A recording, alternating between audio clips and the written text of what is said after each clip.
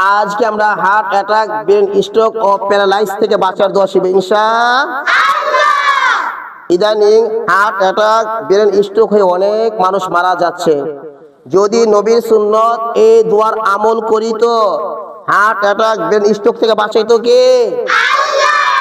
আমাদের নবী করিম সাল্লাল্লাহু আলাইহি ওয়াসাল্লাম বলেছে, যে ব্যক্তি ফজর নামাজের পর এই দোয়া 3 বার পড়বে সন্ধ্যা পর্যন্ত না তার হার্ট অ্যাটাক হবে, না ব্রেন স্ট্রোক হবে, না প্যারালাইসিস হবে, এই বডিতে কিছুই হবে না।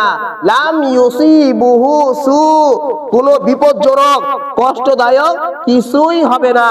আবার যদি মাগরিব নামাজের পর এই দোয়া 3 বার পড়ি, পরের দিন ফজর পর্যন্ত এই বড় বড় রোগ থেকে বাঁচাবে কে?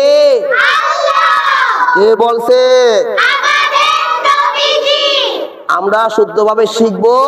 আমরা শিখে আমাদের মা বাবা ভাই বোন প্রতিবেশী সবাইকে শিখাবো।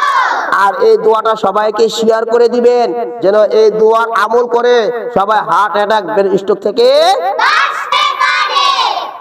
সুবহানাল্লাহিল আযীম। সুবহানাল্লাহিল আযীম। আবার বলেন ওয়াবিহামদিহি। সবাই বলেন ওয়ালা হাওলা ওয়ালা কুওয়াতা